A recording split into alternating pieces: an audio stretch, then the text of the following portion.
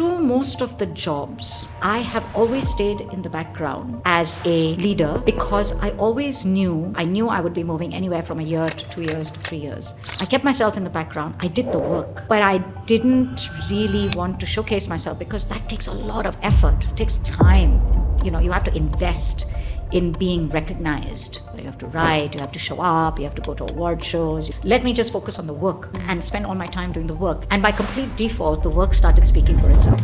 She's an absolute powerhouse in the world of marketing and communications with over 3 decades under her belt, leading some of the world's biggest brands and teams. Amongst many other things, she's been the GM at Leo Burnett, COO of Publicis Group, head of marketing at Taco Bell Malaysia, and a founding partner of Naked Communications, driving transformation, building brands, and leading teams across America, Asia, Middle East, and beyond. So today she's the Group Chief Strategy Officer at Fraport. She oversees mixed business units, secured 100 million ringgit in new business, and helped elevate the agency to Malaysia's #1 local media agency. With a career spanning leadership roles across US, India, Hong Kong, Tokyo, Dubai, Manila, Buenos Aires, and now Kuala Lumpur. The one and only Gitanjali Sriram. Before we dive into the playbook of your career, take us back.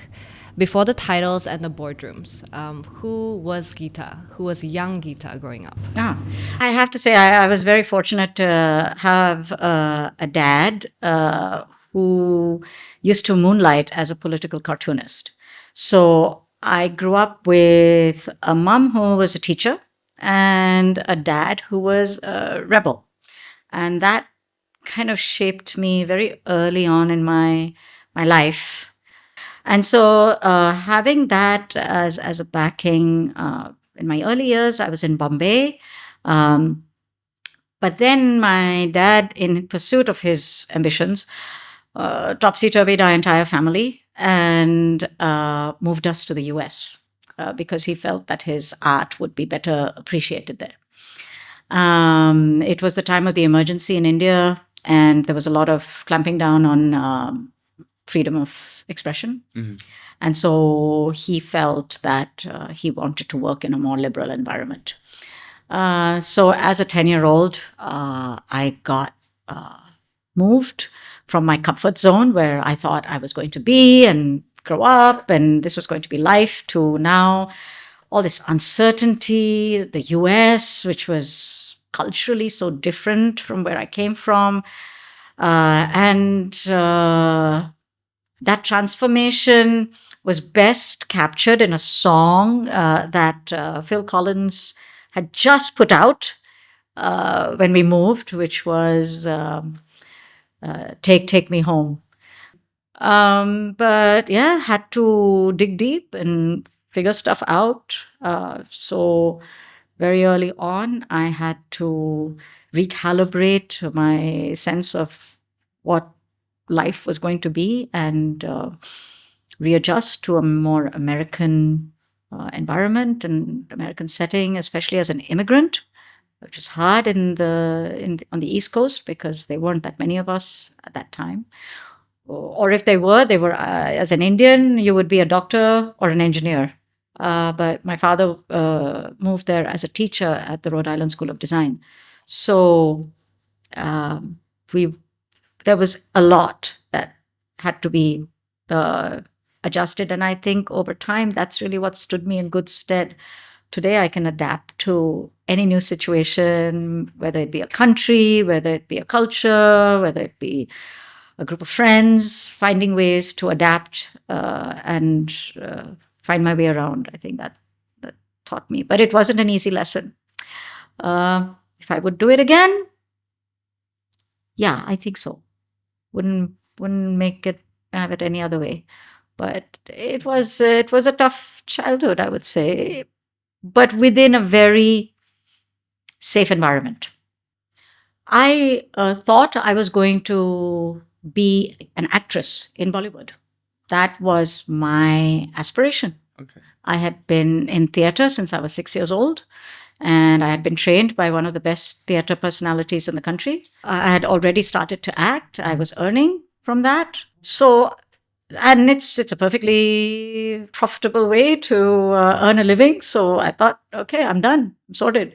So the recalibration happened all the way from what I aspired for myself to the actual, we had no family around us because we just moved, my parents, my brother and I. That's it. So it was quite a lot for a kid to take in. My brother was very young at that time. He was only 7, so it was a lot easier for him because he hadn't kind of started to figure out life yet. He was still very baby. I think the hard part was just finding a comfort zone where I could fit in, because that's the hardest thing about being an immigrant. Where do I fit? Do I fit with the Indians?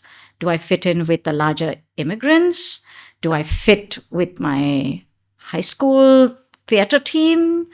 Do I fit in with the English guys? Because my English was very good, so I was in the honors class for English. I couldn't find a place to fit in the beginning.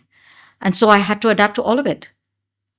You're this way when you're with the theater guys, you're this way with the English guys, you're that way with, when you want to go out and hang out at the beach, because I also used to work as a lifeguard in the summers as I grew up.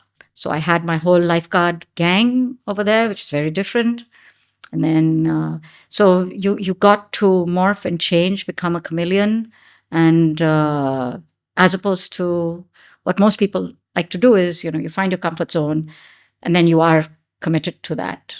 You do want your mainstay. I didn't have that sort of center.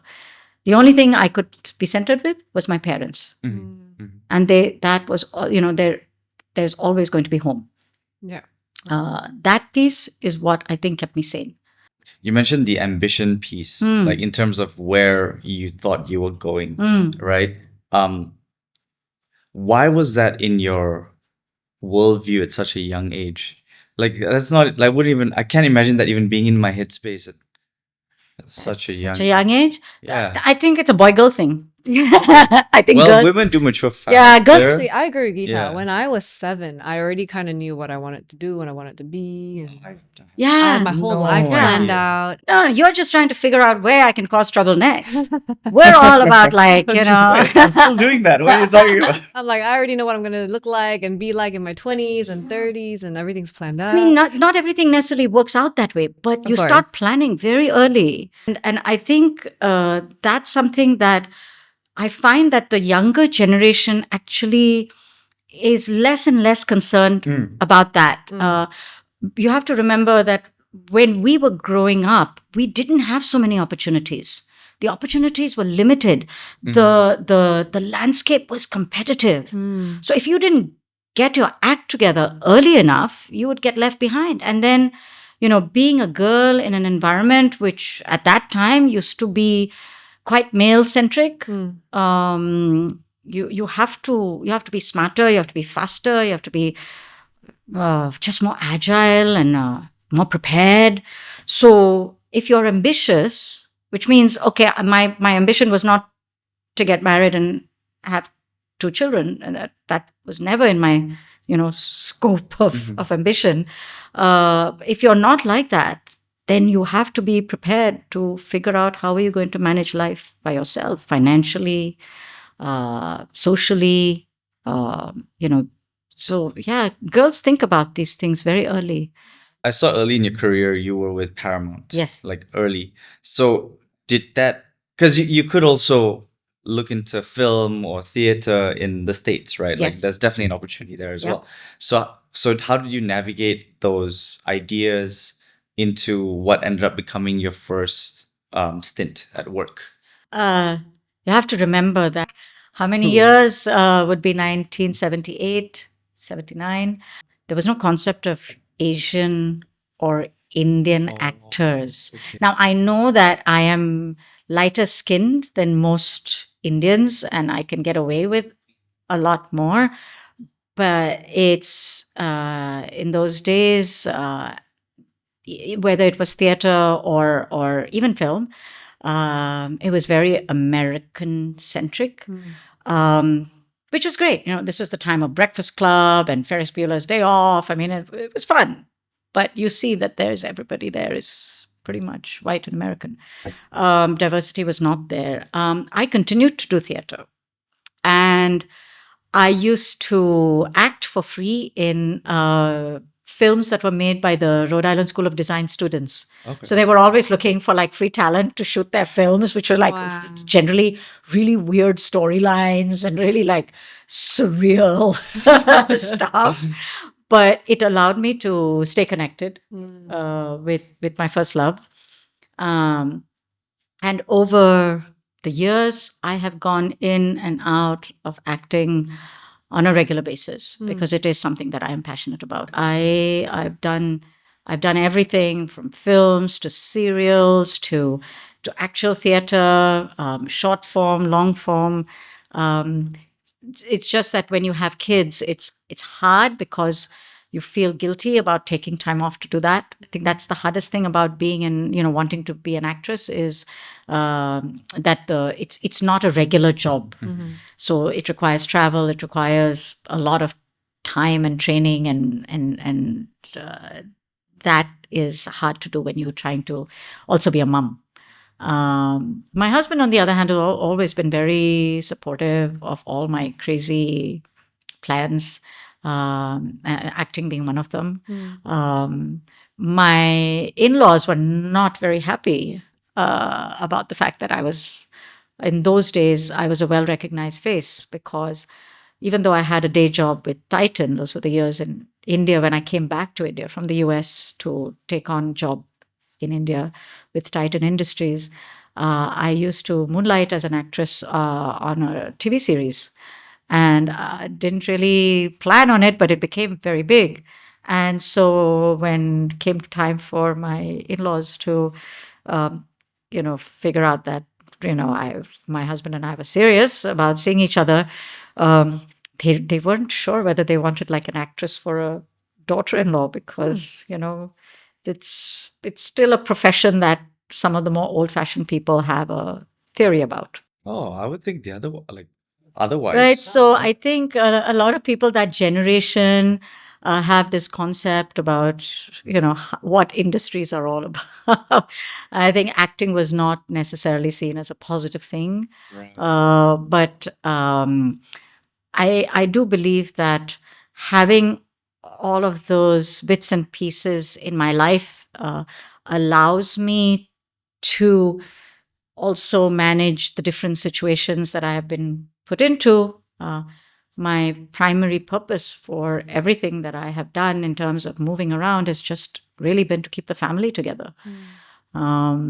So deep down inside, having my parents giving me that sense of home, that no matter what was happening in my life and how crazy and confusing and everything was, I always had a place I could go home to. And we've had a expat life with kids, and I always went along with it because I wanted my kids to have that same sense of security. The expat life is because of how My husband's your husband's. So what does he do? He worked for Philip Morris for 24 years in different countries, and so he would get moved from country to country, and then I would have to pack up and try and figure out what I was going to do in the next country he was moving to. So I never had a job in hand when I would move or when he would agree to move. And then What role in PMI? he was in marketing. Oh, he's and- also in marketing. Yeah. He did. So we met at Nestle. Okay. When I was in marketing. We literally sat next to each other. One of the hardest things is when you're ambitious, and one of the reasons that so many ambitious women either end up, marrying much later in life or not marrying at all is because it becomes hard when you are actually in that cusp of going into really shooting into your career is the time when you're getting married, you're having babies, all of that. And for women, it is one of the toughest choices to make. And oftentimes it is a very conscious choice they have to make because that period of a woman's life combined with a career graph at that point of her life don't make good bedfellows. I got lucky time and time and time again. I had a supportive partner. I had a network of people that really kind of gathered around me, provided me with the support. So, I would, my husband is like, oh, now we're moving to Argentina. I was like, now what am I going to do there? Don't have language, don't know anyone, but you activate your network and you talk, you speak to people, and somewhere something happens. You have to have the positive intent, you have to have the right ambition, and everything has to, I do believe that there has to be something that you have to leave in the hands of the universe. Unfortunately, as unfortunate as that is, you can put all the ducks in a row, but you have to leave some things a little bit more fatalistic.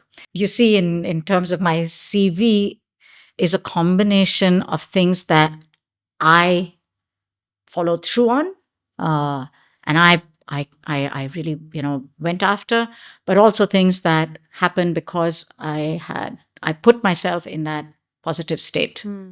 Didn't look upon a challenge as oh, now I have to chuck up this fantastic job and go follow you in another country and figure stuff out. That negativity was never in my purview. And I think that makes a big difference in the kind of opportunities you attract. I mean, it's such a huge ask from a partner, right? Sure. To be like, hey, my job requires me to go to this region. Yeah. Completely different part of the world, different country, and you're coming with me. Yeah. And I think that ask is such a huge ask, but also hats off to the partners that, view it enthusiastically and go, you know what, I'll take this as an opportunity. Let's pack up. Let's see what the world has to offer.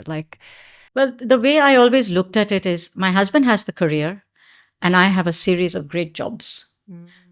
I have seen my career. I've never seen it as a straight line trajectory. I didn't go from this position to this position. I couldn't, because obviously I moved industries, I moved countries. Some places I had language skills, some places I didn't. I got to do jobs that could not have been done by anyone who was hell-bent on a career, because they all came with high risk. All the jobs that I did, there was very high likelihood things would fail. And career people don't like high risk jobs. They like to have some level of certainty that their career is going to follow a trajectory. So I got jobs that, like, everything from Coke Studio. Nobody knew what was going to be done with Coke Studio. And it was like, okay, it worked in Pakistan, but is it going to really work in India? Who's going to build that cat? And I was like, I'll do it, and I had nothing to lose. It was just going to be a job for me. I wasn't working at Coca-Cola. I was not working at Leo Burnett. I was working with Naked Communications as an integrated brand consultant. So I got to do that. It was similar when they were launching Titan watches. If you can imagine, in 1991, when I agreed to be part of the Titan team, they had no idea whether quartz watch would actually work in a country that had only seen mechanical watches. And the watch, you were in-house as a marketing. I was professional with Titan. the brand marketing team, and mechanical watches in those days were 300 rupees for a watch by a company called HMT, and Titan was going to be launching quartz watches only at double the price. High risk, very high risk. There's not too many people who are, because we were under the Tata Group. So the Tata Group has some of the brightest and best people in the country. But this was a very high risk operation. So I came in from the outside, and we did. And today it is one of the largest companies in the country. But I got to do the funnest jobs because I did not have to, I was not pursuing a career. That is so interesting. Pursuing. And luckily, and so our swap as a partner, I swapped, with my partner, saying, okay, then you take care of, things like housing, kids' education, all of that kind of stuff, which, it becomes his responsibility. I am, more about, okay, how do I have fun with the kids? So I get the jam. And so I saw what I was earning as a top up rather than sustenance. It was a bonus, always a bonus. Always. But again, this is something that I wanted to teach my two children, is that never be financially dependent on anyone, which means tomorrow, if I needed to, for any reason, calamity hit and I needed to find a way to stand on my own 2 feet, that I could still do it. Absolutely possible. So that's one of the reasons why I never sort of decided to be like a ladies who lunch expat wife. It would have been very easy to do that. It would have been nice and comfortable. But I feel that women who go that way, unfortunately, also put themselves into a situation where they may be asked to take care of themselves sometime in the future and won't have the skill set for it. So I think things like that, I want my children to learn. Self-sufficiency is So this important. is some, I guess, advice for us. Like, I wanted to better understand how you navigate it, like, mentally. I think it's very mental, right? Because it's always Sure. how you perceive your reality and then you respond accordingly, right? So different people can be put in different environments and they can either thrive or they can just completely flop. Yes. Right? And so I've so my dad had very similar trajectory in that sense. So he was a career person and he had moved all over Southeast Asia. Yeah. So we've packed our bags and moved house 22 times. Right. Right. And mom was always an educator. Yes. So she had to sometimes put a pause and then Sure. sacrifice. Then she's with the family and follow that around and all that. And I've had the opportunity of growing up in various countries. Right. Yuri has also done very similar. Dad's a career person. Yeah. Mom packed, moved Multiple times. multiple times. I say this because of context, because we've done that rodeo. Yes. You've been Like, the kids. We've been the kids. And that's both of us. Exactly. Yeah. Very similar, carbon copy, right? So Yeah. Same company, long career. Yeah. And that was my dad. For her dad, same company, long career, same thing. Yeah. Same rodeo, right? At PMI as well. Yes. Similar rodeo, right? Yeah. So then, like, now we're here and we've been in Malaysia for a decade, right? Longest you've ever been in one place. Yes, actually. So Yeah. like I left Malaysia when I was 11. So I Okay. guess bar my, like, Yeah. childhood. But yes, this is the longest. And it has taken that long to build reputation, build a network, gain some kind of traction and be a little known in the space, in the market, right? And the thought of moving and rebuilding all that, and well, yes, you can say, hey, you have some skills, but you don't have a network, you don't have reputation, all these things, right? So, like, I'm so curious because it would be so refreshing for me or for us to uproot and go somewhere else completely and do something completely different, or maybe do something in the similar line, but I don't think we could hit the ground running. And what I've seen you do, or what I've studied, is that you were always able to take what you had in a previous environment, apply it to another, and apply it to another. So as much as you say, I had a stream of very good jobs, you did have a career. You never started as the intern at Publicis and the intern at, you got senior positions. Sure. Right? So I'm so curious how you were able to hit the ground running no matter where you went. I think that entirely is attributed to my mentors that I've had along the way, because they put in a good word for me before I went anywhere. So that's really important to build, is you have not just a network of people, but a network of mentors, people who are way, way ahead. I've had mentors who have been the head of MasterCard Global. I knew him as something much smaller, and then we because he was so amazing. We kept in touch, and finally he grew to that level. Or the person who became the strategic head of Publicis Group, and just retired more recently. These are people that I didn't, how would I say, I didn't consciously nurture them for that purpose, but they became my go-to people when I was at a crossroads or I had a question, I wasn't sure. These would be the people that I would connect with, and they were all over in the world. And if they, whether they saw an email from me or whether they saw a WhatsApp from me, the response would come really fast, within hours, if not minutes sometimes. Why do you think that was the case? Maybe they saw something in me that they recognized and they thought, this is somebody that I would like to support. Because it's not a one way, right? You also have to course. give of yourself. So you have to be able to share ideas with them, and you have to be able to showcase that you are worth mentoring. I try to do the same thing by playing it forward.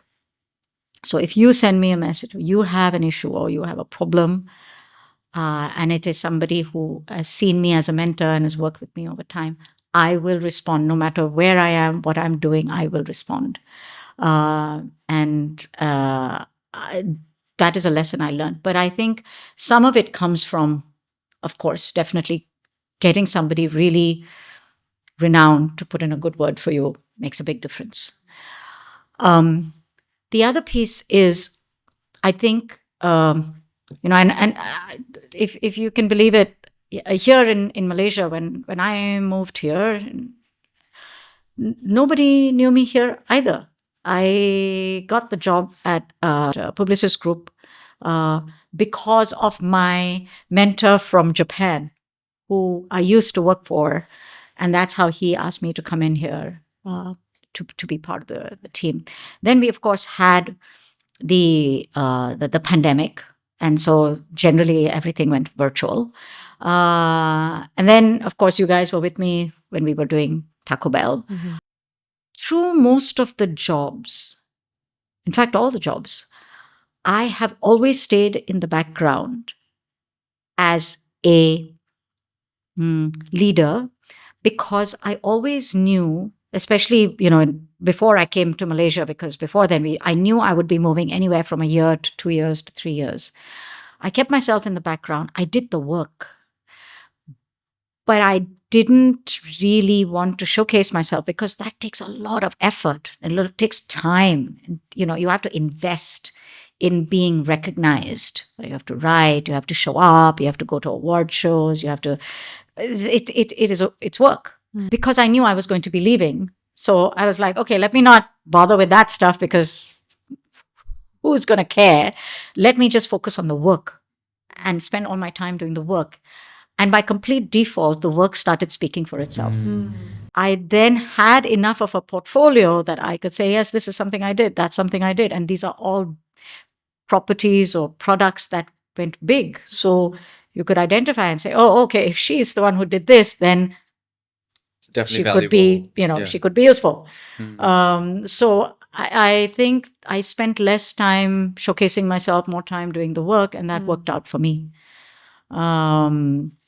And now it's very funny, because, this is the longest I've been in any one country for any period of time. And now people are like, oh, who is this person? And where did she come from? And how does she know? And then suddenly everybody like, oh, and can you send us your bio? And they're like, this is your bio. So I also have a little bit of fun just surprising people with it. It's like, I'd really rather, of course, I have to say that I'm much older. So it's less important to me now than it has been ever before. But it's fun to kind of, rustle people up a little bit and get them to kind of sit up, because I think that is one of the biggest problems we have in the age of social media, is that so much of it, so many young people are have to kind of showcase themselves, and you have to you have to work hard at doing that. And I think that's very unfortunate because it does. I believe it really does take away from spending that time doing real work and being able to really just focus on that and letting the work speak for yourself. I think that's been the big difference from our generation to the next generation has been that the whole how do you appear in public on a social platform becomes a very important ingredient on what happens with you. And I've noticed this as well. Like, so we've interviewed countless candidates, right? Yeah. Just running the business, and the ones that present themselves really well, we always get skeptical. It's like, one is you're very well practiced at interviewing. And then secondly, also, I network with business people, entrepreneurs. The ones that look really good on social media generally have businesses that are in a little bit of trouble. And the ones that are quiet and just doing the work and they're not marketing themselves. And as they should, maybe they should do some marketing. They should do some personal branding as well. Their businesses are doing better, are doing well.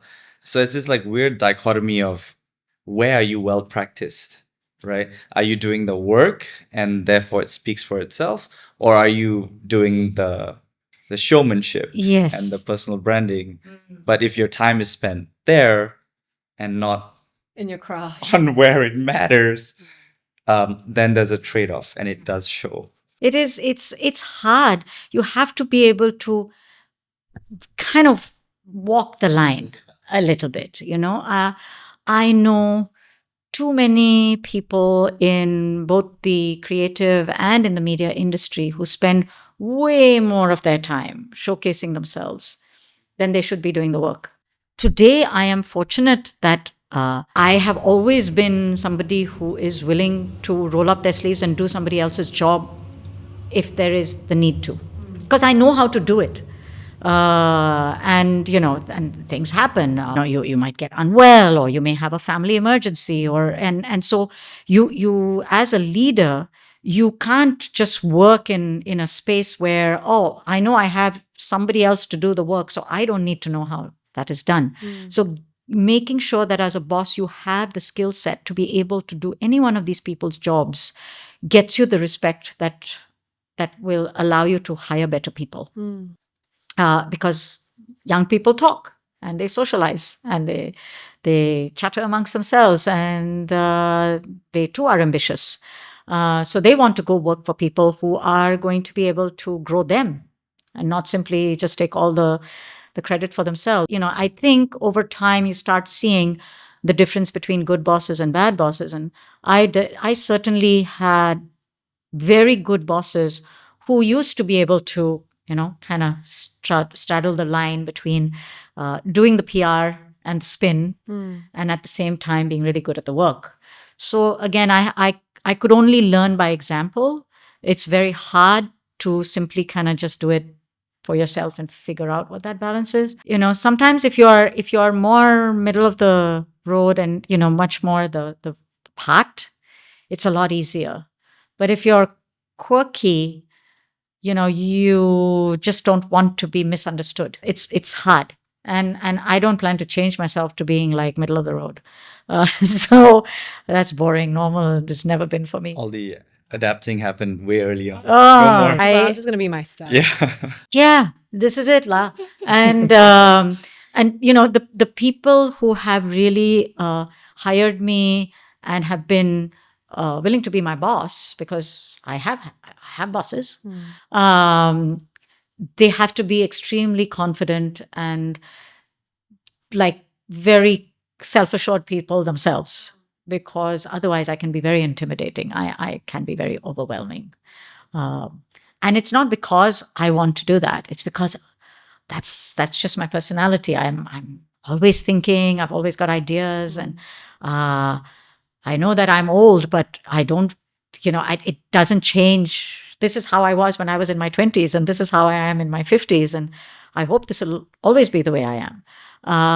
So having a good boss made a big difference to allowing me to just continue to be myself. And today, Gita, what do you look for in people? Like, what impresses you in whether it's young talent or whether somebody that you really want on your team? I'm impressed by anybody who questions me Hmm. and who is willing to debate me, uh, right or wrong. I think that is the one thing that I really want to see in people. And when I see that, no matter how junior or senior you are, you engage in a debate to get to a better place, Hmm. right? So questioning, saying, but why? Or what if? That impresses me because of the way I am, I can be very intimidating. And I think if you get past that and you understand what my intentions are, then you've got to be smart. And if you're smart, then you will ask me questions. That in itself begins a process, of learning, growing. At the end of the day, it will still have to be a decision made, but at least you had the bravery to take it on. And I think that's one of the things that I always talk about is no matter what it is you do or what it is you want from life, being brave is non-negotiable in order to get there. You can't want everything to be predictable and hunky-dory. I love that.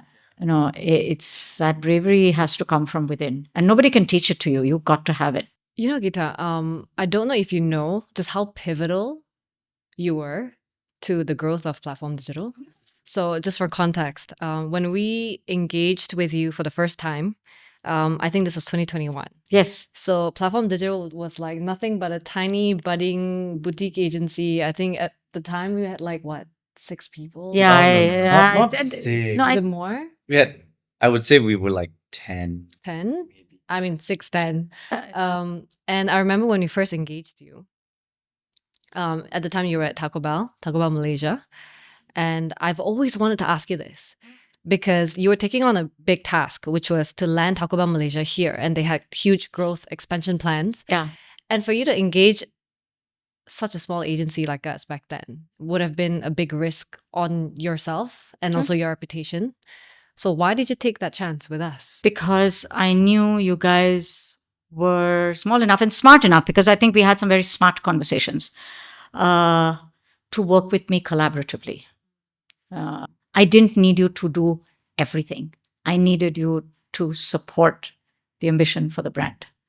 I just wanted to just chuck the work to you and say, you figure it out. And that's what a lazy boss is. And if I had gone with a network agency or a big, that would have been my attitude is, okay, I'll just give them the brief and let them run with it. It was a new brand. It was a new market. It was a new cuisine. Leaving it into the hands of somebody was not going to be very easy. But at the same time, if you're a large agency, it's going to be really hard to collaborate. You guys became an extension of our marketing team. You knew the brand almost as well as our team knew it. I think that was the relationship I was looking for. So when I look at partners, even today, like when I'm working at Trapper and we don't provide end-to-end, we're very focused on media. And when I look for partners to work with us, that's what we're looking for. When you have to collaborate on strategy, when you have to collaborate on things like media platforms, these are not things that are specific to one agency or another. It should be something that's shared between everybody. So I think for us, social media was going to be our platform for communication. And that was going to become the way that people knew about Taco Bell. And having that partnership and that relationship became more important than how big you were or how much of a portfolio. Though I think that the chemistry was really good with the team. I think your team showed an enormous amount of enthusiasm for the work you were doing. There was a lot of proactiveness and like coming up with stuff rather than waiting for us to brief, taking initiative, all of that. I think that was all of the stuff that I found really, really positive. And I feel sorry that we haven't worked together for the last couple of years. And it would have been, it would be fun to find a way to more of that, because I would like to see how you guys have grown since then. Mm. As a working team, not as people, because obviously you guys have grown up as people, and you both look very adult now. It looks good to see you. But I think, yeah, that would be how I've always chosen partners in the past. I mean, that was a pivotal moment for us, really. We were just starting out. Taco Bell Malaysia was a big name for us. Yeah. And I think I can totally vouch for the way you work, Gita. Like, one of the most inspiring things for me was watching you like in the kitchen, literally with your sleeves up, and you're like, this is how we're gonna build a taco. And you're literally there in the kitchen on the ground. And I was like, I feel like that's inspiring. That's the kind of leader I want to work with. Would you say that your kind of leadership has always been that way, where you've always been on the ground, you've always been lead by example? Would you say your style of leadership has changed today? Nah, same. and it's damn exhausting. So I still remember for Taco Bell, every outlet that opened, I would be there for the opening from beginning to end. I would open the store. I would watch the queues. I would serve. I would take trays out. I would clean tables. And I think it's important to do that work to show everybody, not just the marketing team, but to show everyone that marketing people are not this hands-off bunch of people who like just Tell you what make to do. things happen, and they have no idea what it is like to be on, and because a lot of times that's how marketing is always seen. It's always like, especially in a QSR environment, marketing is always separate. And then there's the operations guys, and there's always a divide between them. And I think that was what I was trying to bridge by doing that. I still remember when we were in Cyberjaya, when we opened the first outlet, and we would be out there in even in raincoats, because the queues would be so long and we'd have to manage it because of the pandemic. We had to have social distancing, making sure, and we had weird stuff like people fainting while they were standing in queue.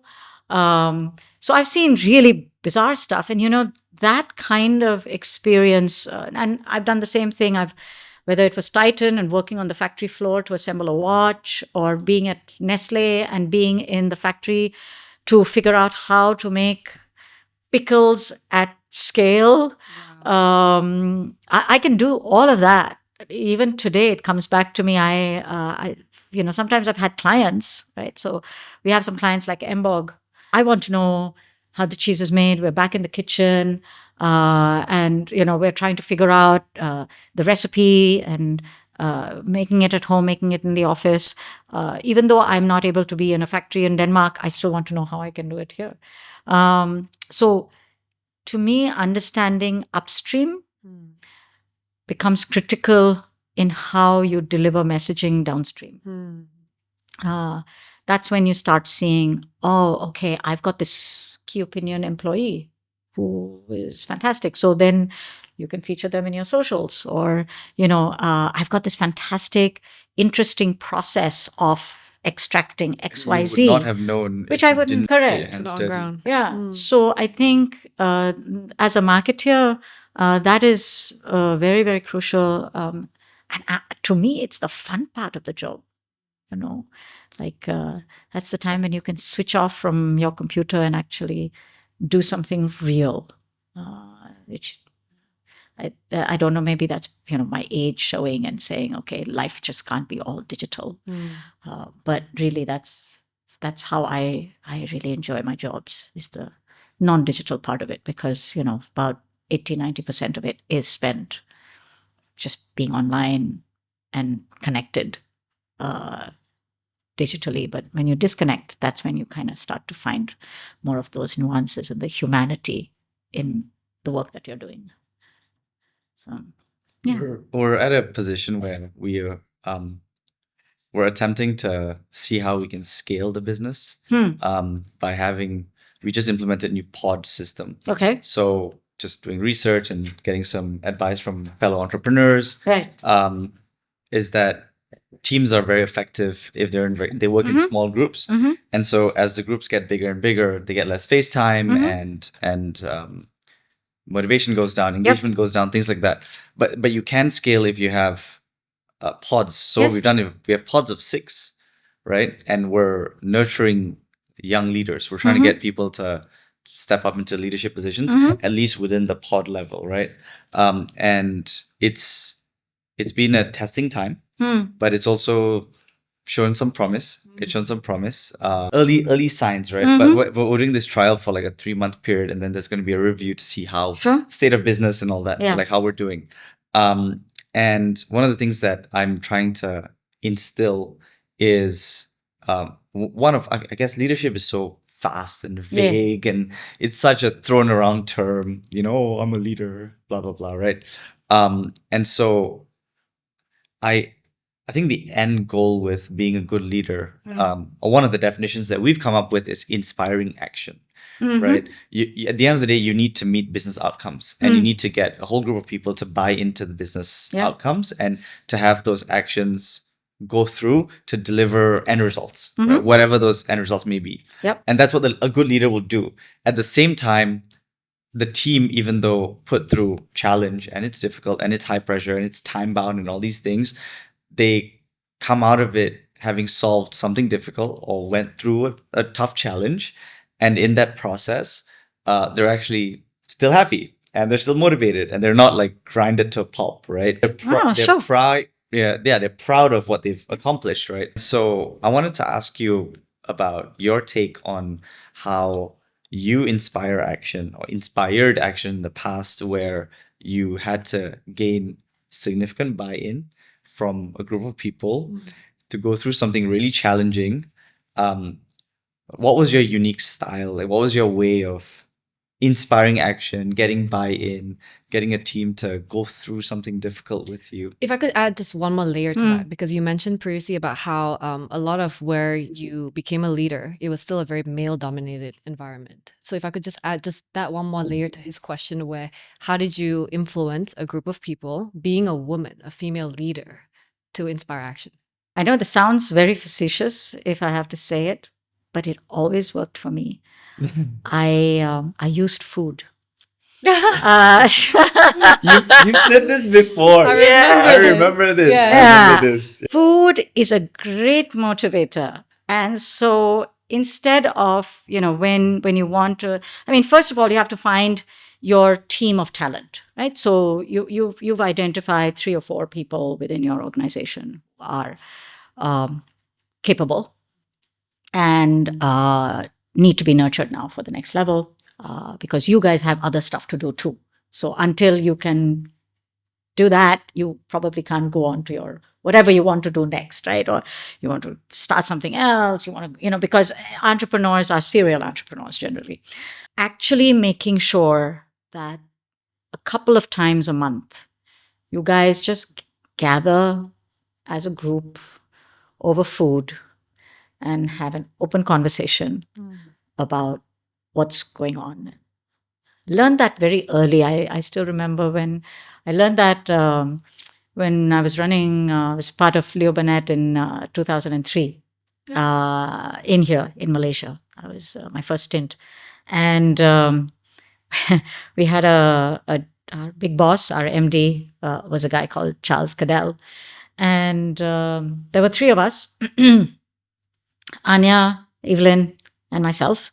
And we were always the ones who were, having some sort of a angst, protest, have to say something, or this is not the right way to do stuff. So yeah, once every 2 or 3 weeks, Charles would get us together.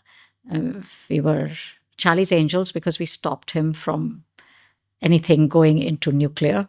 We would just, go at it and tell him everything and, just get it off our chest. Then we would work out an action plan. So he would take all those notes down, and then, come Monday, we would sit down, all very sensible and everything, and then work out an action plan. And so I continued to do similar things with all my other teams, is make them feel like they are in a very human environment where you're just simply exchanging. You're not the boss. You're not somebody who's going to, I'm not going to hold it against you. But at the same time, you really need to know what's happening within the teams. And there will be angst and there will be issues. There may be people problems. There may be chemistry issues. There may be issues with the client. So all of those things, it's very hard to do when you're just in an office environment and, let's have a WIP kind of setup, because people are not sure how much or how little they should share. And, sometimes they self-monitor and probably don't speak up. But in a more relaxed environment, that becomes a lot easier for you to actually get to the underbelly. So once you're able to do that as a leader, then it becomes contingent upon you to act. You can't just hear them out and then go back to things the way they were. So you also have to show that action was taken, and not all points will be acted upon. But even if you act upon 1 or 2 points, your team starts to see that this person's actually really trying. Yeah. And they have my back. Exactly. And that the truth really does set you free, So then they will become more open and more collaborative. And I think if you are going into a sort of pod setups, which I absolutely agree are very important to do as you scale, very critical to do, you have to find the right leadership within the pods. And for that, you would need to have that level of trust and truthfulness. Because at the same time, you want to make sure that each of the pods don't create their own little fiefdom and their own little culture, because they still need to be committed to a overall culture, right? which should emanate from the leadership. So that connection needs to be constantly maintained, and that's how I found. And apart from that, of course, must always keep lots of food in the office as well. Let food kind of become, because we are Asian, and for us, food is an important part of ourselves and definition of self. So bring that on. I mean, I think that's the difference between being a female leader that we were talking about. How is it different? Is because I didn't see it, even though at the end of the day, as a leader, you have to make the final decision, because the penny should stop with you, right? If shit hits the fan, that's your job. If things go really well, that's the team's success, right? That's just always the way it should be. But as a female leader, it's a lot easier for me to do what I was doing than for a guy to do it, because it's harder for a guy to kind of, just like what Charles used to do for us. It's very unusual because they tend not to want to know all the messy stuff. I just want to, you tell me what my numbers are, tell me what my revenue is, tell me everything's going fine. But they don't generally like to get into the messy stuff. So I think as a female leader, that is an advantage that you must always kind of use to your benefit. And would you say that's because it came to you naturally? Yeah. And, generally there is a nurturing sense. I mean, I have seen women who haven't had that, including one of my own children. But in general, we do have a more nurturing perspective on life. Do you treat the guys and the girls differently? That's a good question. In terms of your approach or your leadership style? I'm a very, very tough boss in that sense. I will take care of you. I will have good intentions, but I'm not going to mollycoddle you, for sure. If you have personal stuff going on, which I know of, which not everybody might know of, I will take it into consideration. But when you're in the office, everybody is equal. And actually, sometimes the guys try to sweet talk you, thinking, oh, female boss, you have to tell her, boss, you're looking really good today. Oh, I really like your haircut, whatever. And you're like, dude, I know what you're doing. Get on with it. So they actually, it's harder to manage the boys than it is to manage the girls. Really? I think, yeah, because the guys are always trying to find those little ways in, to please the boss. Girls tend to be a lot. This is me. I mean, it could be different in different places, and I don't like to generalize. But girls, at least in my experience, tend to be far more genuine and transparent about what's going on. Whereas boys are always trying to be like very, show their bravado and, they're tough and they're really, like good at what they do and stuff like that. And it's a lot. I have to spend more time trying to like slow, get them down. And it's like, okay, so what is the actual work that's happening? Whereas the girls tend to be a lot more subtle. They do their thing. I find it harder to deal with boys. I mean, it's similar in this office, right? All of our leaders. No, actually, previously all of our leaders were all women. Girls, yeah. All three generals were women. Today we have mix. because with the pod leads now we Yes. have male pod leaders. Right. So I think now we see kind of it balancing out. But what we've noticed is that with women, female leaders, they have higher EQ. They've been more in tune with like managing client relationships, colleague relationships, relationship with their managers or their boss. Yeah. So we've seen that, and then when it comes to male driven leadership, it's more about getting things done. So I think there's pros and cons to both. I think so, and I think you need both to keep the environment buzzing. I was quite surprised to see that while, for instance, in the industry, in the agency industry, whether it's on creative side or media side, I was quite curious to see. Recently, there was an event that finished, and I was a panelist, and I was there. That while women tend to be in the mid to upper level echelons within agencies, at the very top, it's all men. Really? All of them. Huh. And I find that really intriguing, at least, for the agency networks and for the biggest agency networks. So I was very curious. I was just like, wow, how did this happen?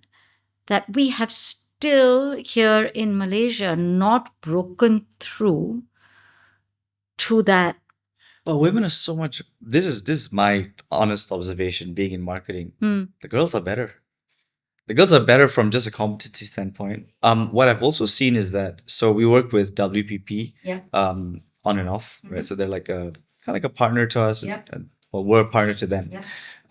So Irene is the CEO, and then I've met a few of the other senior leaders of the other brands under WPP, and the leaders are women as well.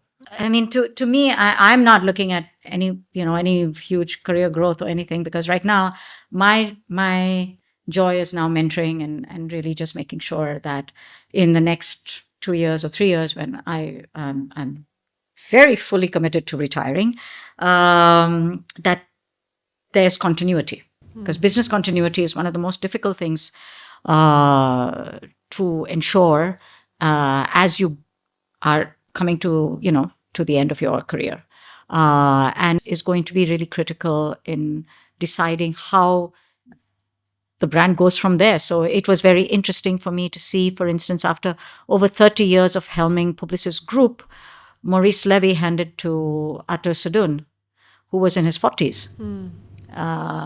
And the process by which Maurice has continued to be in the background as Atur has taken the company forward and has taken it into a very different and the correct trajectory for that sense, because he is the person who really started getting into the acquisitions of more digital and AI-related platforms, which at that time was not really seen as something that was a smart investment. But now Publicis Group is well ahead of all the other network agencies. So I think that was a really interesting sort of handover for me to watch and sort of think, okay, that's how you do it. You don't you hand over early enough that you can then continue to shadow for a while, and don't do it like at the time that you're ready to and then it's like, oh, it's somebody else's problem, not mine. Right.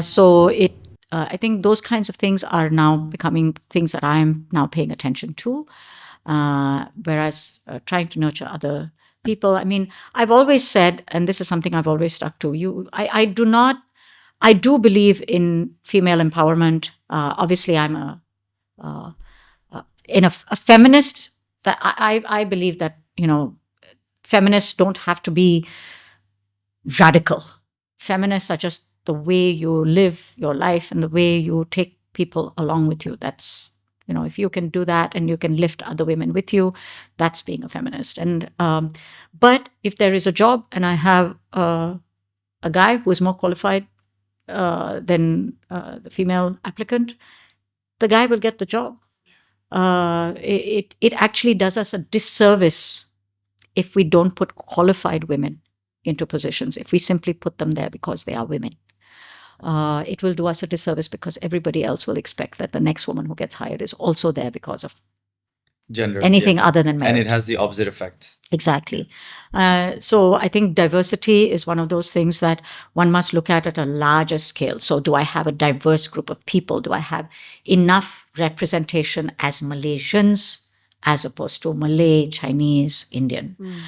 Do I have enough representation of females, males, LGBTQ?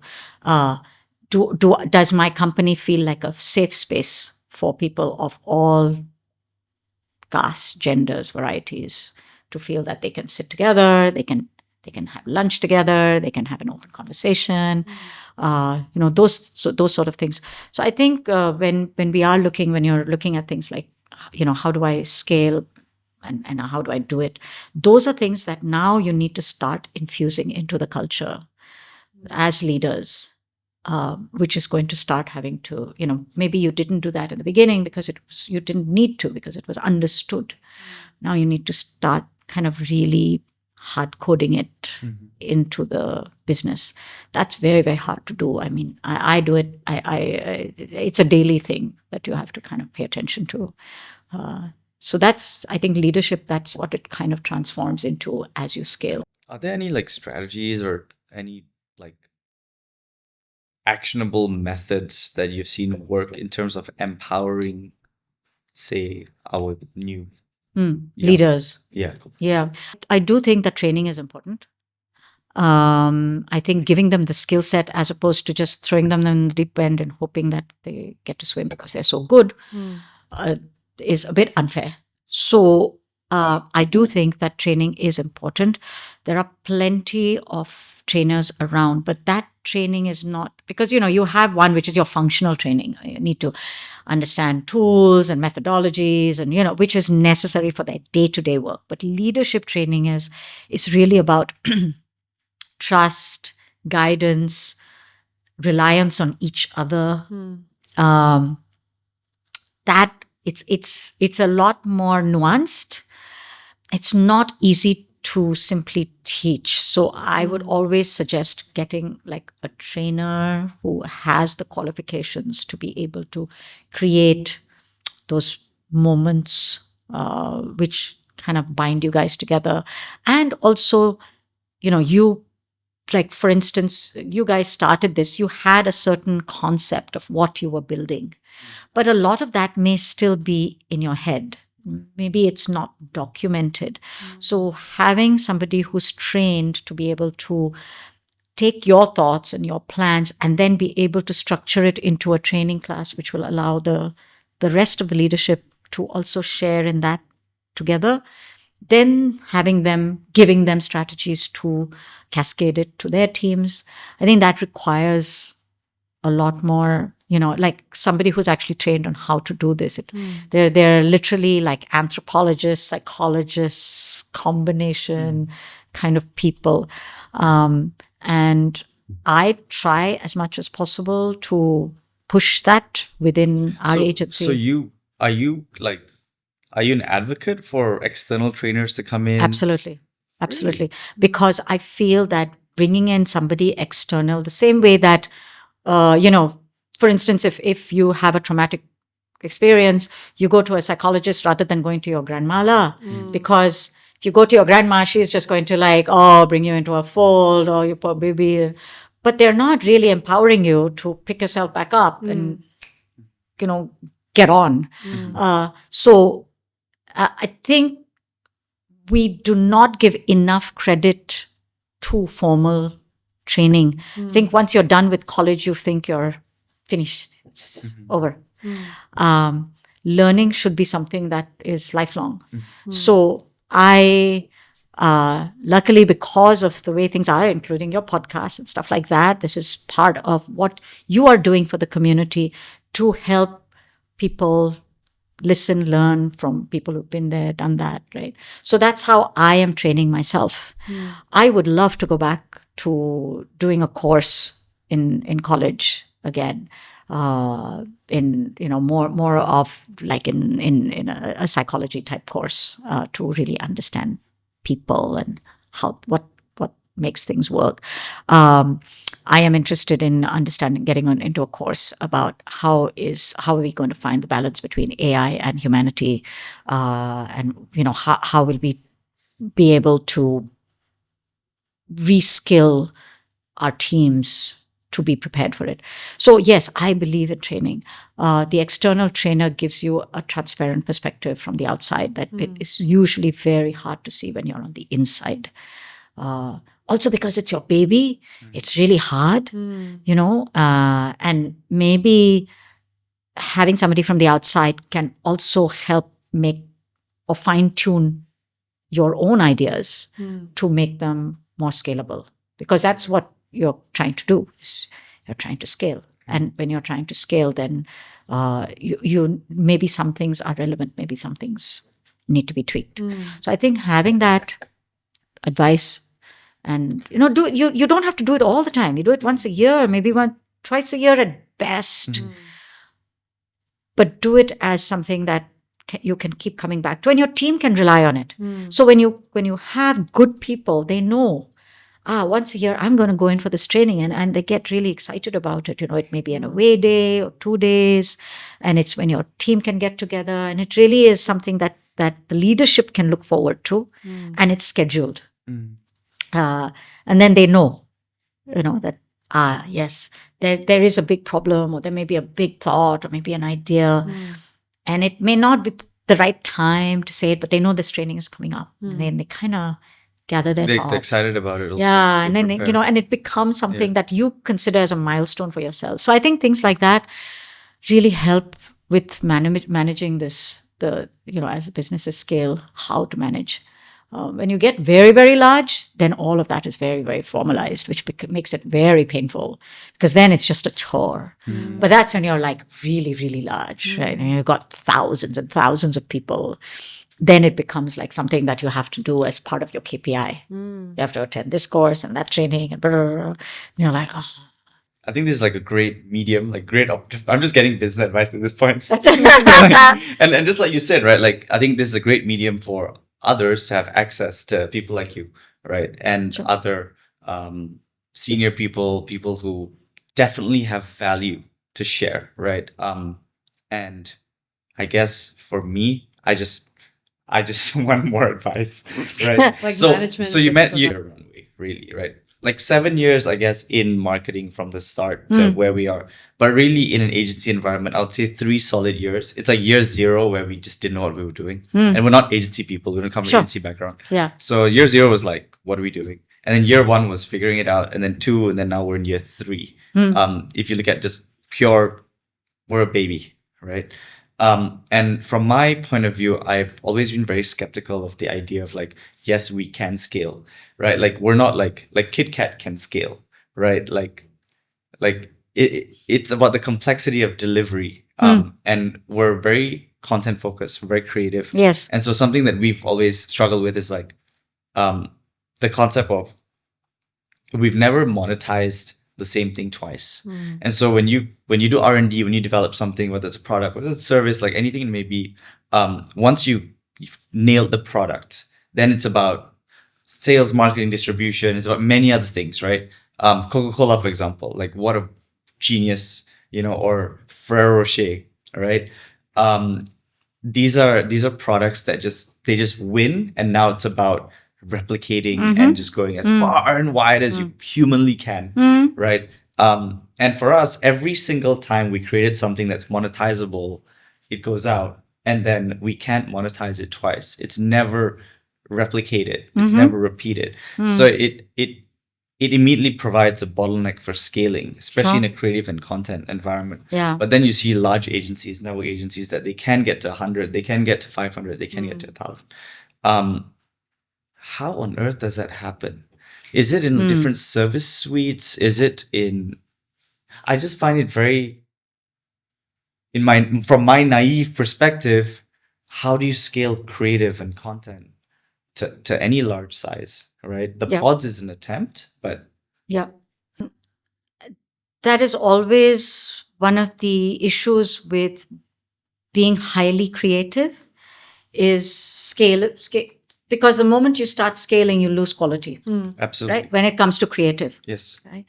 So the way I would imagine, because I've not built a creative agency from scratch. That's one of the few things I haven't done, is build it from scratch. We are, to a certain extent, doing it with the social agency, which is in-house for us, but that's more of an extension of our existing clients. So it's providing an extended service for our clients, because social now is media, right? So it's a very different sort of scaling that I'm doing. But I think the important thing is perhaps to now start looking at your strategic team. It would be important to own the strategy that comes before the creative, because your creative can be executed by anyone as long as they fit within certain parameters of your quality level. So, working with, if you need to scale very rapidly, going and looking for a freelancer or looking for a partner that you can bring in. Suppose you get a big job that comes in, being able to scale the content. But if you don't own the strategy, it becomes very difficult to own the content. Because if that strategy is not been set by you, you cannot own the end product. So I think perhaps taking a step back and really looking at how are you, and you can hard code your strategic approach. Cannot do that for creative, but strategy you can. You can build your own template, your thinking methodology, the approach that you have. And so whenever you go back to the client, you first start with the strategic thinking. Who does the creative after that is immaterial, because you own the idea. Then it allows you to be able to expand without actually having to grow the team necessarily at the same pace. So you work with partnerships, you work with freelancers until such time as it makes sense to hire people full time. Right? You don't want to be hiring people and then finding that you don't have enough work for them, because that is the worst nightmare that anyone can have. Especially if they are good people. So I would always think that start putting your thinking together, your methodology together when it comes to your strategic approach. And that could be your differentiating factor. So when you go to pitch, you don't want it to be, I like this creative versus I like that creative. It's a very subjective discussion. Yeah, it's impossible. It's like, it's so hard, and sometimes people have different sets of aesthetics. Absolutely. But if I have a strategic approach and that dude does not have a strategic approach, then you've got one leg up, because you are coming at this because you understand their business. You have looked at them, you've done your research, I do things like social listening. So even today, even if somebody asks me, come and do a creds presentation to me, I will do my homework, and I will have a section in the creds presentation that says, we looked in on you guys. This is what you do. This is what your competitors do. This is what is happening in the general marketplace. These are the trends we are seeing in the general category. This is a global cultural trend that we think applies to you. And I use a lot of free secondary research data for that. Not all of it is proprietary.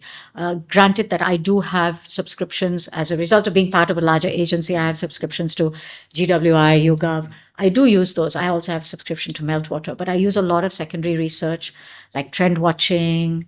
I use any free articles on work, just pure social audits. The moment the client starts seeing that kind of work, it immediately differentiates you from your competition. That's basically coming and saying, oh, we can do a bunch of great posts. And here's this post, and here's that post, and this is the work we did on this, and this is the work we did on that. And it's like, okay, but did you think on my brand? Did you pay attention to what I was doing? So I think maybe getting, whether you play strategist or getting a strategist, maybe more creative-led strategist, who can start like really putting that piece together more formally. Because you guys have all the information. You do look at things strategically, but it needs to be kind of formalized. That can be formalized. But then your creative, that one, you have your team to manage the QC on it, whether it happens in-house or outsource. I think that's one of our biggest fears is that so we have like contract 10 years and there's forecasting and there's a run rate. Sure. We've got just over 20 people on payroll. We don't outsource anything. So in a way, that is a USP in a way, because whatever we promise, we have full control over in terms of delivery. A lot of agencies have all sorts of third parties. So they'll promise the idea and then they don't really have the in-house capability. So then they will hire a production agency, they'll hire a social agency, etc. So everything that we sell or we promise is under our control, right? But it also becomes a double-edged sword, because now literally we have no freelancers. We have a network of people that we can call out for emergency purposes. Like, oh, gosh, like I need one videographer. And, like nobody's available. So we have those options, but 99% of the time, everything is done in-house, right? And so we've committed to everyone as full-time on payroll. But the market hasn't committed to us in that manner. Of course. Right? And so we know what our fixed burn rate is. Yes. And it as we want to grow, it gets higher and higher.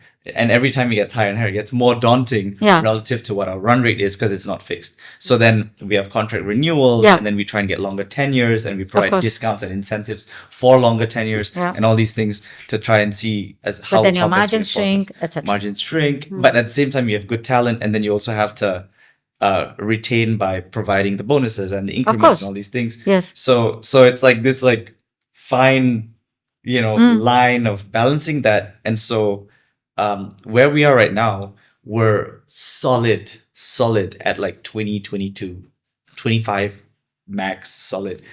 But then when we get to like 27, 28, 30 people, that's when we get really nervous. So that's happened a couple of times, right? Yes. So we've reached that like just on the 30 team mark. Mm. Yeah. And then it would just crash back down to like 22, 23. So they would have like a mass exodus of a team, for example.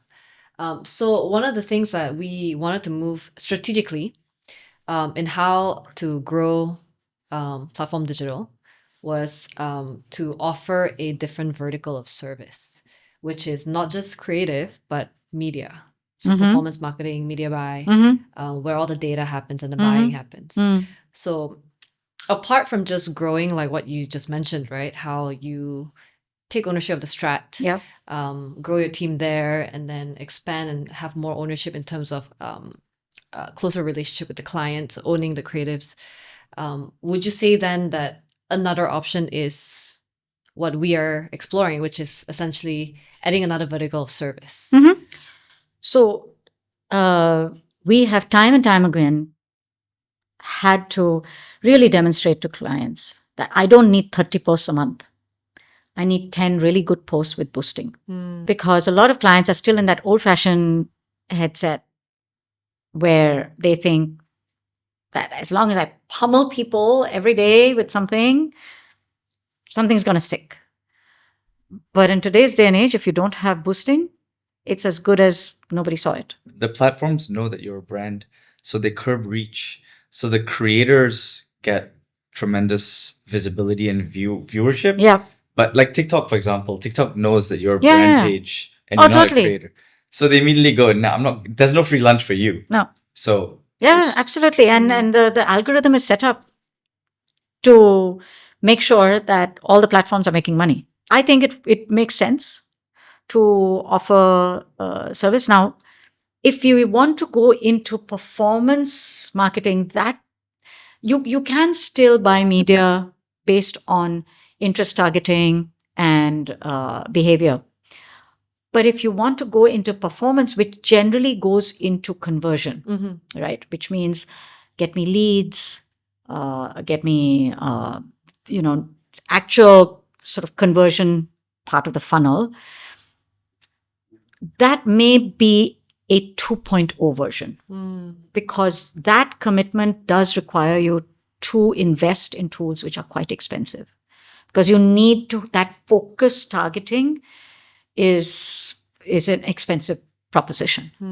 But if you want to do it on more of the upper to mid funnel, which is your awareness and your consideration stage, then certainly using to make sure that your posts are visible, then boosting is a clear winner. So usually, the way we would want clients to look at is even if it is a small brand, even something like 800 ringgit, 1,000 ringgit for maybe 4 posts a month will give them much better visibility, much better, to a certain extent, consideration, meaning I'm interested, I visit the site. So you would still need to have some KPI, which would be visible to the client that you would want to track. Reach, impressions, those kinds of things. Stick to that part of it initially before you go into performance, which is conversion, because conversion can be brutal. I also feel like we're built different. Creative people or creative, from an agency perspective, we don't even like the numbers. Like, it's not something we enjoy doing. It's not something we're good at. It's not something we want to look into. It doesn't bring you like great excitement when I have. Yeah, we're just built very differently. Yeah. But creative is completely hand in hand with the boosting side of things and the conversion side of things. Yes. At the end of the day, why are clients hiring marketers if not for ROI? Yes. Right? Correct. And so at some point, you can't just kick the can down the road. At some point, they're going to come back and be like, hey, so all this activity that we've been doing. Yeah, where is it going? No, or somebody else is making those calls, right? Because I'm guessing you may be working with some other agencies. That we always have to. So all the client partnerships that are worthwhile, are successful, are the ones where the marketing teams in those clients are mature enough that they would have buying partners already. Yeah. If they're at a smaller size, like small scale business, if they're not doing performance in-house, it doesn't make sense to just buy content from us because it wouldn't promise ROI right away. Yeah. If you don't have the media buy element associated with the content. It's just a cost to you. Yeah. It's just a cost to you. You need to have the ads running. Okay. Yeah. I mean, I think it makes sense for you to offer that service, but just setting it up, you would need to figure out. I mean, it's not rocket science because there's a lot of it that's, where it's just a setup cost. And just finding maybe 2 people or 3 people should be adequate in the beginning. But you have to also just make sure that, you understand how the business works, how do you make your margins on that business, because you'll have to charge for that. You either charge as a fee or you charge as a commission. So you also have to figure out what's going to be more profitable to you because you are mostly a creative social media agency. You don't want to have to be spending too much time sort of figuring out the logistics of the media side. You're just providing that as an add-on service. So understanding, what is going to be your offer. But then the idea of partnering with an agency would make way more sense. No, I mean, for instance, we could do a trial and see how it works for you. And then you see whether it works for you. Because we are not interested in taking your business. But if you can, because that's how we work with all the other people in the You market. guys are mainly Right. like mainly media? Only media. Only media? Yeah. Okay. Yeah, we okay, only do okay. media. We have no interest in being a creative agency. Hmm. Creative agency is a whole different ballgame, which media agencies are not equipped for. I don't think we have much interest in doing media buying. Yeah. It's just that it validates us it validates our existence if we have buying. You are powers. no. Yeah. Also, the way we work with all of the biggest agencies, we've actually worked with them, Hmm. and the way we work it is we white label it. Oh. So you guys want a media plan? We'll give you a media plan. We'll do your Right. media buying, but we don't front the client at all. Okay. So you front in unless you need somebody to go in there to explain the media plan, whatever, but it would still be as a white label service. Because media buying is very standard. It's not, as I said, it's not like something that, it's not like creative where, you own this amazing creative thought and plan. That's an IP in itself. Media buy, unless you're doing something completely different, a media buy is quite a standard way of operating. Then we add onto it with innovation and stuff like that. So if the client is looking for that, yes, we can provide that. But for day to day, it's just a very standard media buy See. for boosting. I'm so curious. So, like, when you approach clients and provide them media buy services, right? How do they respond? Because I would think that you would need to have that great creative campaign plan first. They unfortunately have all of that, but they don't have anybody to buy their media for them. Really? Is that the case?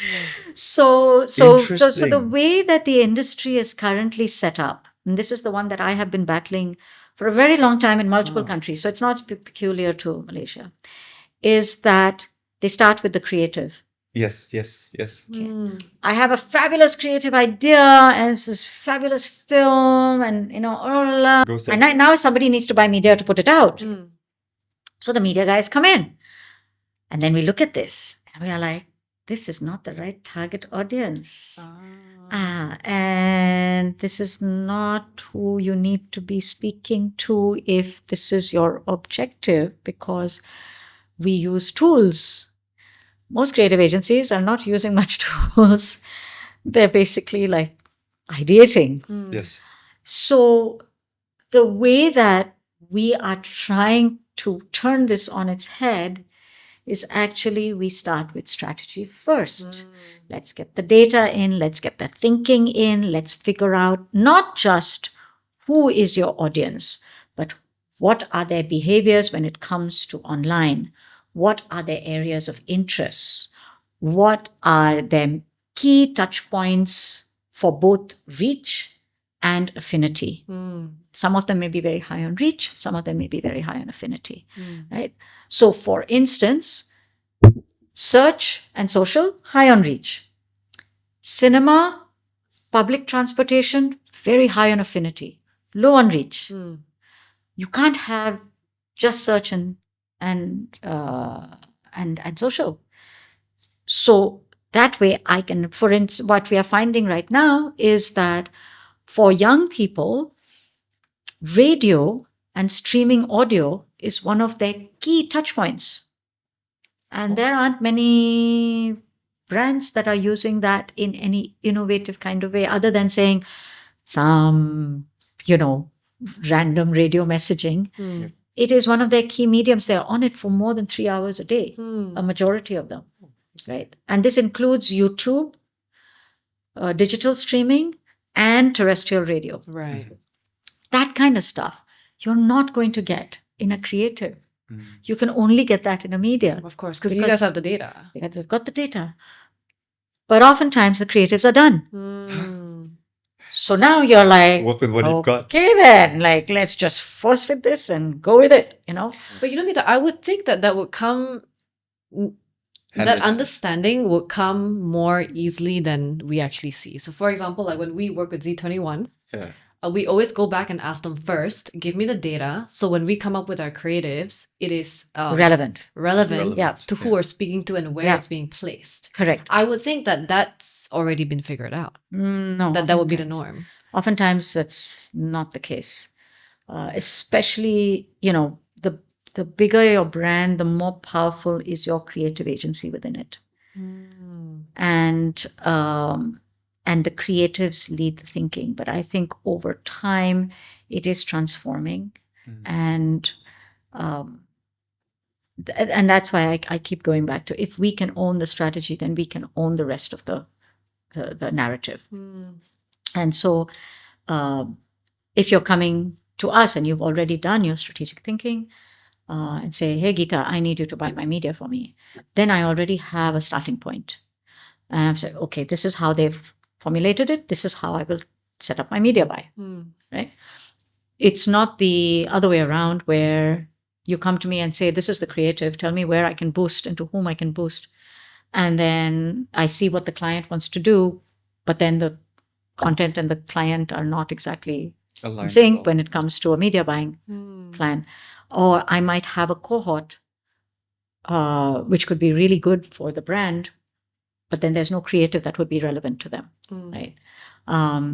Say, for instance, when we are looking at travelers from Korea, we are finding that Korean travelers really want culture, and they want to go to rural areas in different countries when they're out and about. So they like nature and they like rural areas. But all my advertising is all city advertising. Then there's a mismatch, right?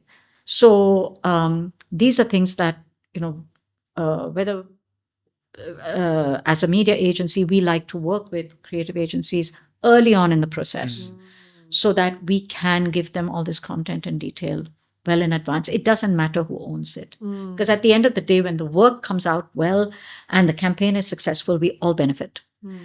So rather than getting precious about, this is my information, that is your information, you do this, I do that, it's more, can we just help you guys, to get it right, so that when we buy your media, that the campaign is successful. And I think I have to say that is not a common sentiment, because of course everybody gets really precious about their work. But I believe that should and has to be the way forward for us, because our clients' budgets are shrinking. They want more for less, want bigger impact.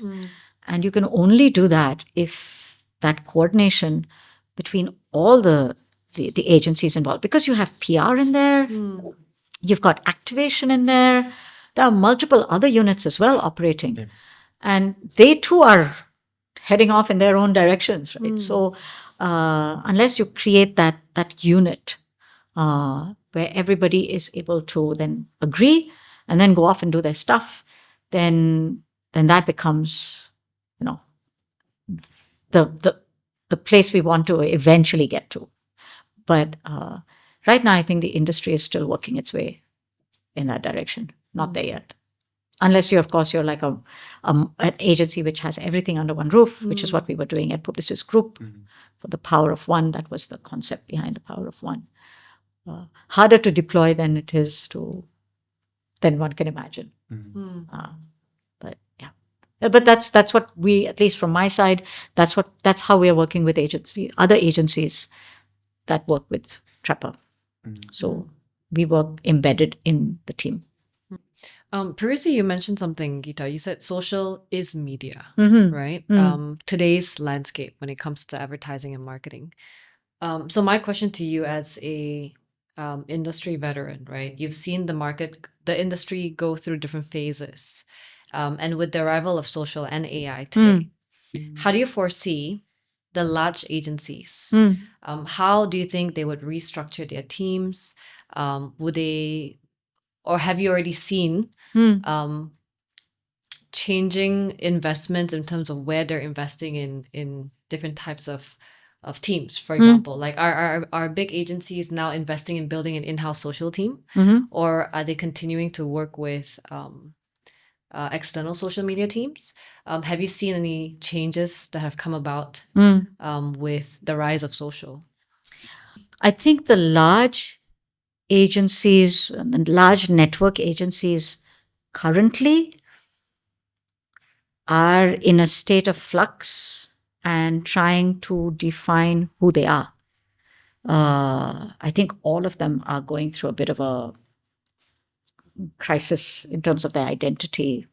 would we stand for? I think the only one that seems to be somewhat stable is Publicis Group, because they went through that crisis about 4 years ago or 5 years ago. And they were realigning. I think a lot of the other agencies, the mergers, the acquisitions, there's so much flux going on. The uncertainty. I started reading about how Dentsu is planning to restructure itself globally, and consider really working with local agencies in some countries.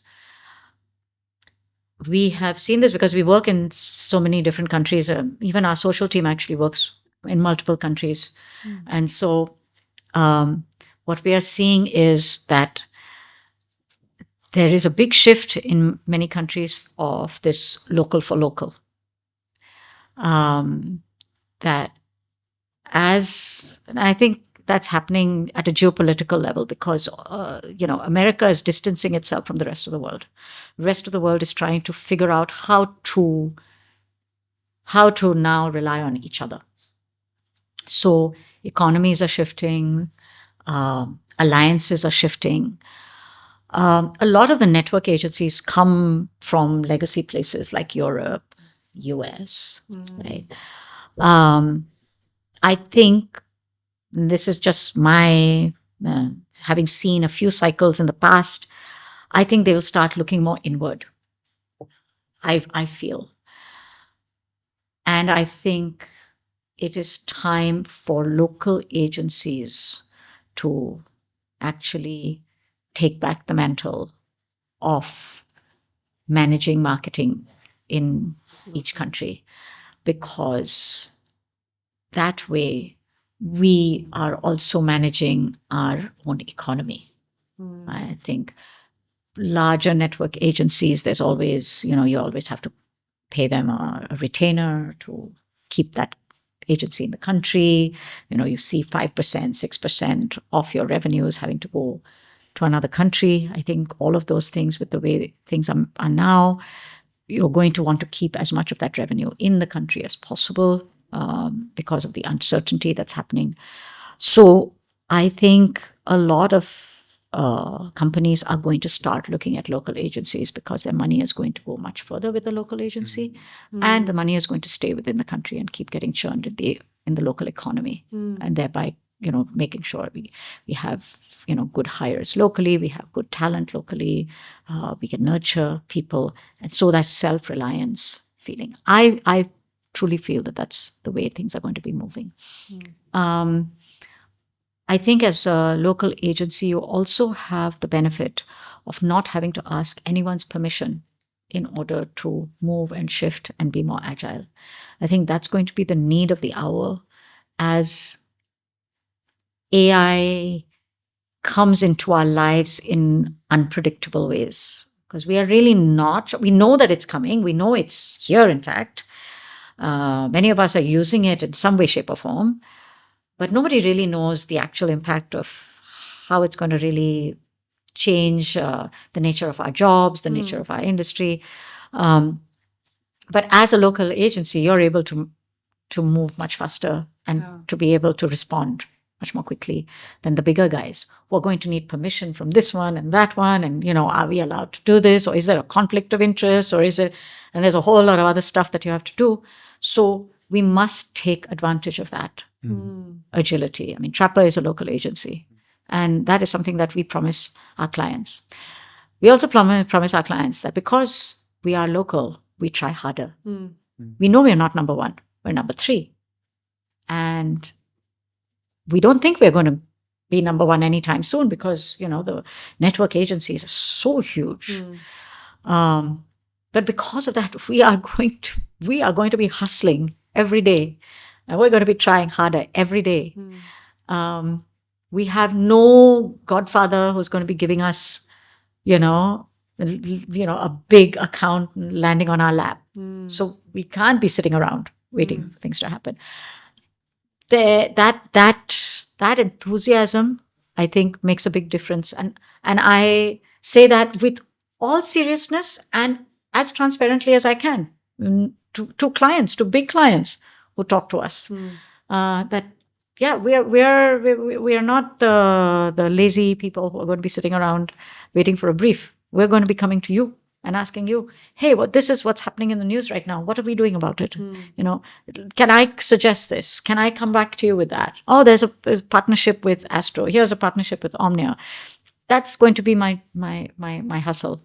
And so that is something that, that enthusiasm, that honesty, I think is going to make a big difference. We will never be able to compete with a Nestle, which is awarded at global level, or a Coca-Cola, which is awarded at global level. But we have so many companies that are now looking at Malaysia as a place where they want to come and test drive products. Right? We have 30 million people, 35 million people now. We are diverse. So we have Chinese, Indian, Malaysians, Malays, which is Muslim. And we have a relatively vibrant economy.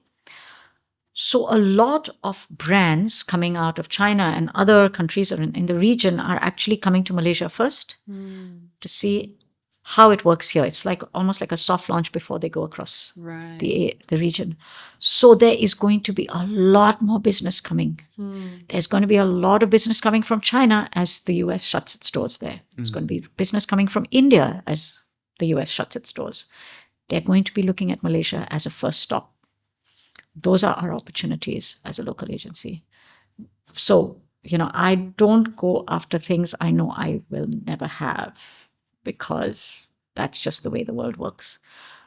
But I am definitely going to be I'm keeping my ears to the ground. I've got, I'm reading the news. I'm seeing who's coming in, which agencies, which brands are planning to launch here. And starting, there are such big brands here like Tea Life, like Chaji. We've got Luckin Coffee, which has just come in from China. Huge opportunities.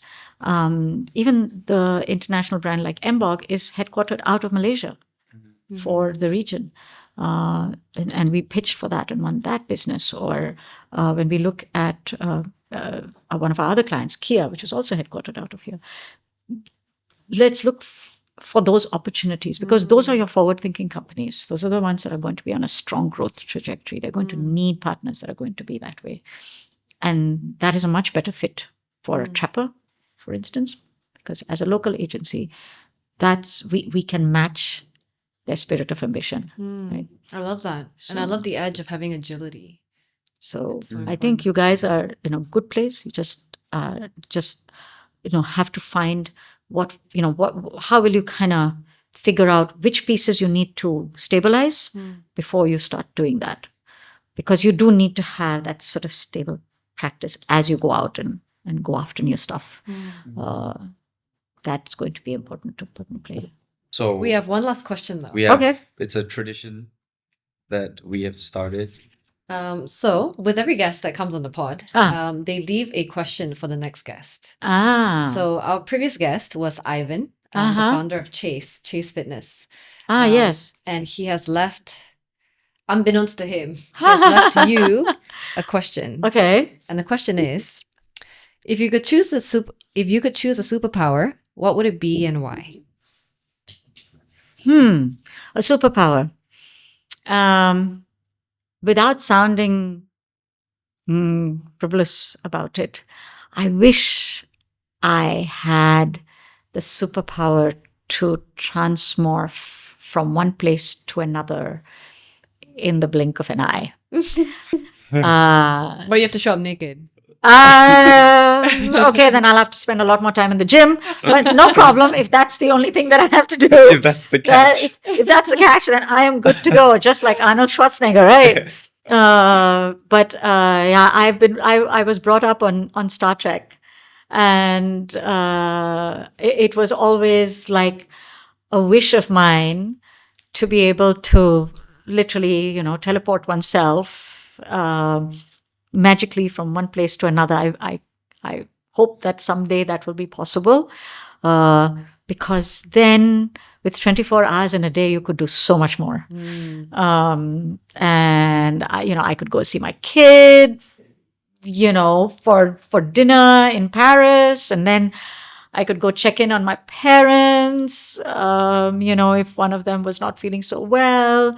And I could simply go to my favorite restaurant for tea in the Burj Khalifa when I'm feeling a little indulgent. What a fabulous life. So yeah, that would be my superpower, to be able to do that, and then to make the most of my day. That would be cool. That's really cool. That's really I cool. love that. Wow. But maybe, maybe not my lifetime, but I hope in yours it will happen. So I still think that it's possible. We should start going to the gym more often. In case you have to show up naked. Like, what movie is that? That's Arnold Schwarzenegger in the Terminator. Terminator. Yes. Yeah, you can't travel with your clothes. Yeah. So, yeah. That's why you have to be Mr. Olympia. Right. when you show up. On that note, so if you'd like to leave a quest, Okay. it could be any question, Right. and you can write anywhere you like. Okay. I feel like Geeta's such a great storyteller. Yeah. God, I love listening to you speak. I feel like every time we have one of these, there isn't enough time. Yeah. Yeah. Like even with Ivan, like once we stopped recording, we just kept going. Right. Yeah. Okay. Okay. Before we end, Yes. if you could leave the world with one final statement, a message, what would it be? I think the one message that I always have and I believe in is that, bravery comes in many different ways. And a lot of times, bravery you usually see on a battlefield or, when somebody's out there saving a child from a flood or something like that. But I think professional bravery is something that is very, it's not recognized enough. And I think we need to be a lot more brave in terms of how we run our businesses, how we look after our people, how we stand up to bad practices, how we transform what we see as something that needs transforming. Sometimes we might get a bit lazy. Sometimes we get, it's like, is it really my problem? Sometimes we're just tired all the time, from having to constantly fight uphill battles. But maintaining that spirit of bravery to do the right thing, to fight for the right things, to always be the one who speaks up when everybody else stays quiet.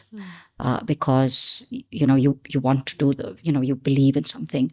That spirit of bravery, I feel we need to cultivate more, because it can only benefit, even if it is wrong.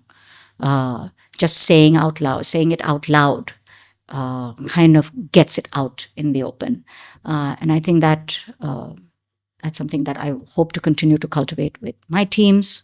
And I think that always helps grow any individual, in a professional environment. Of course, in a real environment too, it's very important. But in a professional environment, I think we are getting very, very careful. We're pussy stepping around too many things and walking on eggshells, always worried about, do I offend somebody or the other?